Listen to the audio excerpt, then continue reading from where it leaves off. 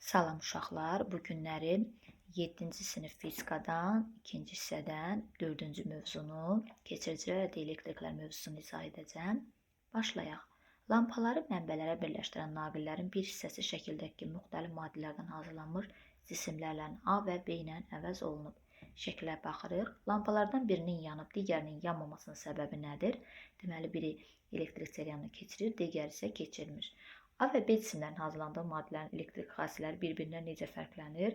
A elektrik cərəyanını keçirir, lampa işıqlanır. B maddəsi hazırlandığı maddə isə elektrik cərəyanını keçirmir, yəni dielektrikdir. Təbiət dərslərinin elektrik keçiriciliyinə görə keçiricilər və dielektrik olmaqla maddələrin iki qrupa ayrıldığını bilirik.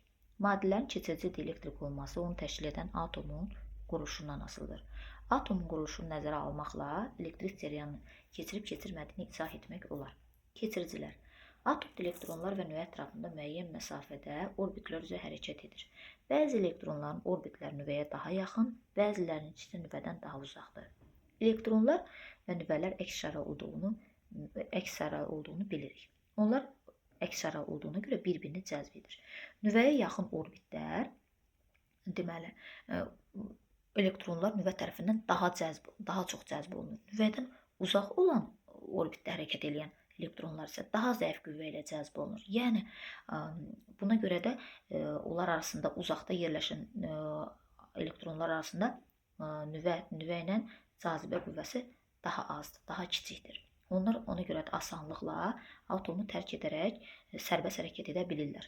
Atomun elektron itirdiyində müsbət iona çevrilir. Nəticədə həmin maddələr sərbəst hərəkət edərək elektronlardan ibarət olur. Maddənin daxilində sərbəst hərəkət edə bilən elektronlar sərbəst elektronlar adlanır.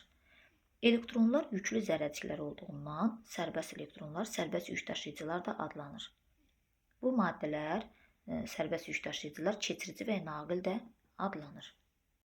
Bütün metallar keçiricidir. Ən yaxşı keçiricilərə gümüş, mis, qızıl, ancaq praktikada əsasən mis, alüminium və poladdan istifadə olunur. Keçirici maddələrdən elektrik avadanlıqlarının cərəyan keçən hissələrini hazırlamaq üçün istifadə olunur. Həmçinin elektrik enerjisinin stansiyalarında kəndlərə, şəhərə, qəsəbəyə çatdırılmasında istifadə olunan elektrik xətləri də metallardan hazırlanır. Sual: gümüşdən hazırlanmış naqildən hansı elektron sərbəst elektrona çevrilə bilər? Baxırıq. Nüvədən hansı elektron ən uzaqdır? Ən uzaq məsafədə olan B elektrondur. Ona görə B elektronu sərbəst elektrona çevrilə bilər. İndi baxaq, bilirsinizmi? Metallarda sərbəst elektronların sayı çox olduğuna görə onlar həm elektrik cərəyanını, həm də istiliyi yaxşı keçirir. Keçdik fəaliyyətə. Cisimlərin keçirici və ya dielektrik olduğunu müəyyən edilməsi. Ləvazimat: elektroskop, 1 ədəd plasmas çubuq, 1 ədəd qələm, 1 ədəd A4 vərəqi, alüminium, mis, şüşə çubuqlar, yun parça. İşin gedişi. Cədvəli dəftərinizə çəkin. Cədvəlin içərisində cisimlər verilib. Alüminium çubuq, qələm, A4 vərəqi, mis çubuq, şüşə çubuq. Burada baxırıq. Bir dənəsi nümunə verib. Alüminium çubuq. Elektroskopun vərəqlərinin vəziyyəti şaqülü, metal vərəqlərinin yükü neytrallaşır, cisim hazırlandığı maddə keçiricidir. Qələm. Elektroskopun vərəqlərinin vəziyyəti aralı, metal vərəqlərinin yükü dəyişmir, cisim hazırlandığı maddə dielektrikdir. A4 vərəqi. Elektroskopun vərəqlərinin vəziyyəti aralı, metal vərəqlərin yükü dəyişmir, cismin hazırlandığı maddə dielektrikdir. Mis çubuq. Elektroskopun vərəqlərinin vəziyyəti şaqülü, metal vərəqlərinin yükü neytrallaşır, cismin hazırlandığı maddə keçiricidir. Şüşə çubuqda elektroskopun vərəqlərinin vəziyyəti aralı, metal vərəqlərinin yükü dəyişmir, cismin hazırlandığı maddə dielektrikdir. İkinci, plasmas çubuğu yun parça ilə sürtdükdən sonra çubuğun sürtülən hissəsini elektroskopun metal başına toxunduraraq onu yükləyin. Elektroskopu yükləndikdən sonra onu əlinizlə toxunmayın. Toxunsanız o neytrallaşacaq.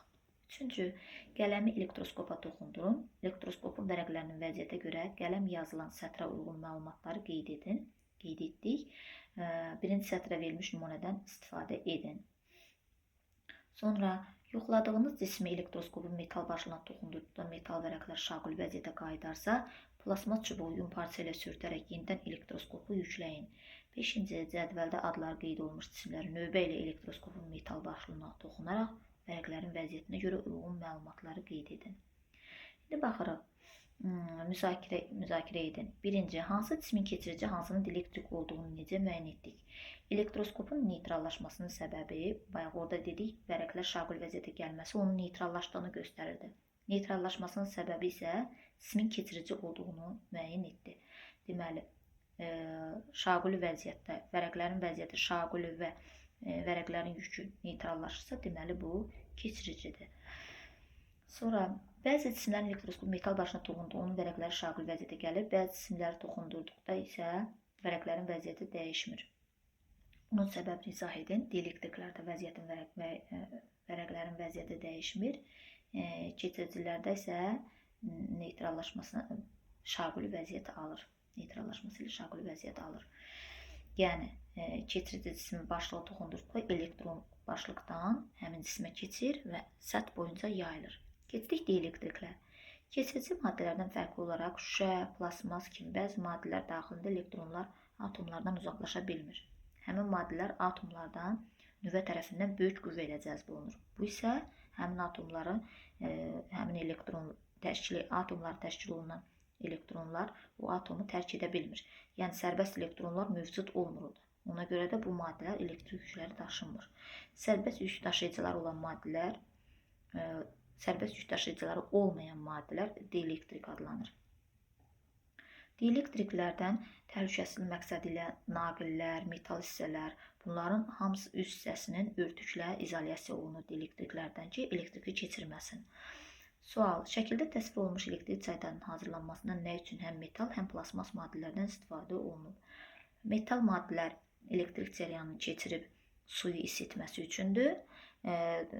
Plasmas maddələrdən istifadə olunması isə o elektrik cərəyanından təhlükəsizlik qaydasından daha yaxşıdır. Yəni, məsələn, burada çəngəl və naqil, qızdırılan spiral, bunlar metaldan hazırlanıb. Naqilin üzəri izolyasiya olunub ki, elektrik cərəyanını keçirməsin. Toxundurduqda çəngəlin üzəri izolyasiya olunan plastik maddədən hazırlanıb və çaydanın qulp hissəsi də plastik maddədən hazırlanıb ki, dəstəyib elektrik cərəyanını keçirməsin. Düşün, müzakirə et, paylaş. Yaxşı keçirici olmasına baxmayaraq qızıldan elektrik avadanlıqlarında istifadə edilmir. Ancaq kompüterlərin sistem lövhəsinin dövrələrində qızıldan da istifadə edilir. Sizcə nə üçün?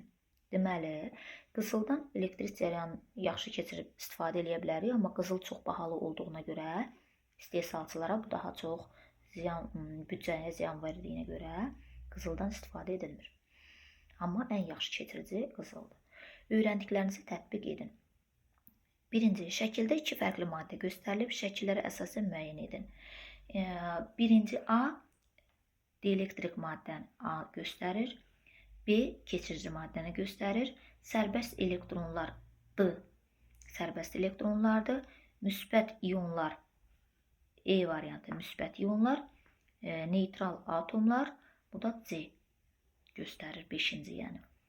İkinci, şüşə çubuğu yun parça ilə sürtdükdə şüşənin sürtülən hissəsi müsbət elektrik yükü ilə yüklənir. Sürtünməyən hissəsi isə neytral qalır. Bunun səbəbi nədir? Şüşə çubuğu yun parça ilə biz elektriklənmə ardıcılığı keçəndə orada dedik. Şüşə müsbətdir, özündən elektron verir. Deməli, şüşə çubuğu yun parça ilə sürtdükdə sürtülən hissə müsbət, elektrik yükü ilə yüklənir. Bəli, sürtülən hissə o elektrik cədvəlində, ardıcılıq cədvəlində göstərilmişdir. Sürtülməyən hissə isə neytral qalır, çünki dielektrikdir. Ona görə sürtülmən hissə, dielektrik hissəsi neytral qalır. Yalnız sürtünmə ilə elektriklənmə zamanı baş verir. Öyrəndiklərinizi yoxlayın. Keçiricilər ilə dielektriklər arasında bir oxşar və bir fərqli cəhəti göstərin. Keçirici ilə dielektrik arasında fərqli cəhət, keçiricilər elektrik cərəyanı yaxşı keçirir, dielektriklər isə elektrik cərəyanı keçirmir. Fərqli cəhət, oxşar cəhəti isə keçiricilər ilə dielektriklər hər ikisi atomlardan təşkil olunmuşdur. İkinci, şəkildə alüminium atomu təsvir olunmuşdur. Alüminium naqildə hər atomun neçə elektron sərbəst elektrona çevrilə bilər? Cavabınızı əsaslandırın. Baxaq, alüminium atomunda deməli, ən kənarda, ən uzaqda, nüvədən ən uzaqda yerləşən 1, 2, 3 dənə atomu var, elektronu var. O 3 elektron sərbəst elektrona çevrilə bilər. Üçüncü, şəkildə təsvir olunmuş elektroskoplardan biri yüklü, digəri isə yüksüzdür. Bu elektroskopu metal naqillə birləşdirsək, hər bir elektroskopun vərəqlərinin vəziyyəti necə dəyişər?